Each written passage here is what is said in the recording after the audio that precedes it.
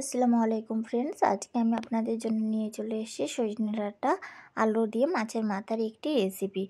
তো এর জন্য আমি প্রথমে কড়াই বসিয়ে দিয়েছি। কড়াইয়ের মধ্যে সাদা তেল দিয়ে আমি সজনে ডাঁটাগুলোকে কেটে নিয়েছি।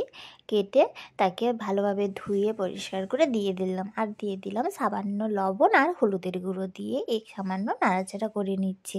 সজনে ডাঁটাগুলো একটু সফট হয়ে যায় এবং একটু সিদ্ধ সিদ্ধ হয়ে যাওয়ার জন্য আমি ঢাকা দিয়ে দিয়েছিলাম। দিয়ে ভালোভাবে নাড়াচাড়া করে নিচ্ছি, একটু লাল লাল করে ভেজে নিচ্ছি। এইভাবে আমি বেশ কিছুক্ষণ সজনে ডাঁটাগুলোকে ভেজে নিচ্ছি। অনেকে কিন্তু আলু আর সজনে ডাঁটা একসাথে দিয়েও ভেজে থাকে, কিন্তু সেই ক্ষেত্রে আলুটা একটু টাইম বেশি লাগে, সজনে ডাঁটাটা একটু টাইম কম লাগে, তো সজনে ডাঁটাগুলো পুড়ে যাওয়ার সম্ভাবনা থাকে। সেই জন্য আমি প্রথমে সজনে ডাঁটাগুলোকে ভেজে নিয়েছি, তারপরে এখানে আমি আলুকে কেটে রেখেছিলাম, আলুটাকে দিয়ে লবণ হলুদ দিয়ে আলুটাকে আমি আবার ভালোভাবে ভেজে নিচ্ছি ঢাকনা দিয়ে দিয়ে। তো এইভাবে আপনারা আলু আর সজনে ডাঁটাকে অবশ্যই আলাদা আলাদা করে ভেজে নেবেন, তাহলে দেখবেন সমস্ত সবজিটা দুটোর পরিমাণ যতটা পরিমাণ ততটাই কিন্তু ভাজাটা হবে। এরপরে আমি আর সামান্য তেল একটু অ্যাড করে দিয়েছি। দেওয়ার পরে এখানে আমি পেঁয়াজ কুচি দিয়ে দিয়েছি আর দিয়ে দিয়েছি কাঁচা লঙ্কা, দিয়ে ভালোভাবে নাড়াচাড়া করে নিচ্ছি। আর ভালোভাবে এখানে পেঁয়াজটা একটু সফট হবে সেই অবস্থা পর্যন্ত আপনাদেরকে ভেজে নিতে হবে।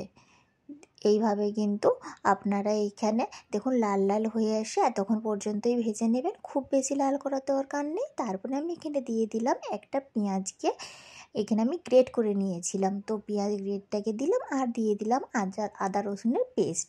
আদা রসুনের পেস্ট আর পেঁয়াজ গ্রেট করা পেঁয়াজটাকে দিয়ে ভালোভাবে একটু কষিয়ে নিচ্ছি, যাতে এদের যে হালি গন্ধ থাকে হালি গন্ধটা চলে যায়। এই যে সুন্দরভাবে আমার কষানো হয়ে যাচ্ছে, দেখুন তেলটাও ছেড়ে আসছে। এখন আমি মশলা অ্যাড করে দিচ্ছি সমস্ত, যেই কমন যে জলদি মশলাগুলো থাকে, যেমন লবণ হলুদের গুঁড়ো, লঙ্কার গুঁড়ো আর জিরের গুঁড়ো, সমস্ত মশলাকে ভালোভাবে দিলাম, দিয়ে সামান্য জল দিয়ে দিলাম তাতে যে মশলাটা পুড়ে না যায়, দিয়ে ভালোভাবে কষিয়ে নিচ্ছি। এটাকে বেশ কিছুক্ষণ টাইম ধরে আপনাদেরকে লো টু মিডিয়াম ফ্লেমে আপনারা অবশ্যই কষিয়ে নেবেন। জিরা গুঁড়োটা তখন আমার স্কিপ হয়ে গিয়েছিলো, ওই জন্য আমি এখন জিরে গুঁড়োটা দিয়ে দিলাম, দিয়ে ভালোভাবে কষিয়ে নিচ্ছি। এরপরে সামান্য করে অবশ্যই আপনারা জলটা অ্যাড করবেন, না হলে কিন্তু মশলাটা নিচে বসে যাওয়ার সম্ভাবনা থাকবে, আর মশলাটা ভালোভাবে কষানোও হবে না, তো গন্ধ ভাবটাও কাটবে না। এই কষানোর উপরেই কিন্তু তরকারির টেস্ট সবথেকে বেশি নির্ভর করে। তো যেভাবে আপনারা মশলাটা কষাতে পারবেন তার উপরেই কিন্তু টেস্টটা বেশি আসে। এরপরে আমি একটা টমেটোকে পেস্ট করে রেখেছিলাম, সেইটাকে আমি দিয়ে দিলাম, দিয়ে নাড়াচাড়া করে নিচ্ছি। এইভাবে কিন্তু আপনারা অবশ্যই বাড়িতে একবার ট্রাই করে দেখবেন। সজনে ডাঁটাই গরমে প্রচুর পাওয়া যায়, আর খাওয়াও কিন্তু খুব উপকার। তো এইভাবে আপনারা বাড়িয়ে খাবেন, তাহলে কিন্তু সজনে ডাঁটার যে একটা হালি গন্ধ থাকে, যার ফলে অনেকে খেতে চায় না, সেই গন্ধ ভাবটাও থাকবে না, খেতেও কিন্তু দারুণ স্বাদের হয়।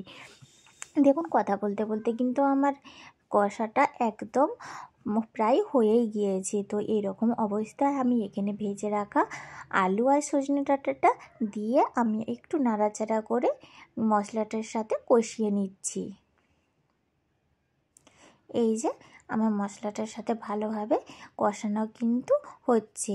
আমি আগেও বলেছি, আবারও বলছি, আপনাদের তরকারি কিন্তু দেখবেন একই মশলা অনেকজনের হাতের স্বাদে অনেক রকম আছে, না হাতের স্বাদ বলে কিছু না, কষানোর উপরে তরকারির টেস্টটা নির্ভর করে। অনেকে বলে না এর হাতের স্বাদ বেশি, ওর হাতের স্বাদ বেশি, না এরকম কোনো কথা নয়। কষাবেন যতটা সুন্দর করে সেই হিসাবে তরকারির টেস্টটা আসবে। তো ভালোভাবে কষানো হয়ে গেছে, এখন আমি জলটা অ্যাড করে দিলাম। জলটা অবশ্যই আপনারা আপনাদের ঝোলের পরিমাপ হিসাবে জলটা অ্যাড করবেন। এখানে কেউ হয়তো একটু বেশি ঝোল পছন্দ করে, আবার কেউ কম ঝোল পছন্দ করে, ওই জন্য সেই হিসাবে অ্যাড করবেন। আর হ্যাঁ, অবশ্যই আমি এখানে মাছের মাথা 3টে ভেজে নিচ্ছি। মাছের মাথাগুলো ভেজে নিচ্ছি কারণ এখানে আমি মাছের মাথা দেবো। আপনারা চাইলে কিনা সজনেটা আলুর তরকারিতে মাছটা ব্যবহার করতে পারেন, আবার স্কিপও করে যেতে পারেন। আমি 3টে মাছের মাথা এখানে ভেজে অ্যাড করে দিলাম। দিয়ে আমি আবার কিন্তু বেশ কিছুক্ষণ ফুটতে দেব, তাহলে মাছের যে টেস্টটা তরকারির মধ্যে ভালোভাবে মেল্ট হয়ে যাবে। এই যে আমি বেশ কিছুক্ষণ পরে দেখুন আমার কিন্তু তরকারির ঝোলটা কমে গেছে। আমি এই রকমই খুব গাঢ় গাঢ় করবো না, তো এই রকমই ঝোলটা রাখবো। তো এইভাবে অবশ্যই বানিয়ে দেখবেন, ভালো লাগলে অবশ্যই লাইক, কমেন্ট, শেয়ার আর সাবস্ক্রাইব করে পাশে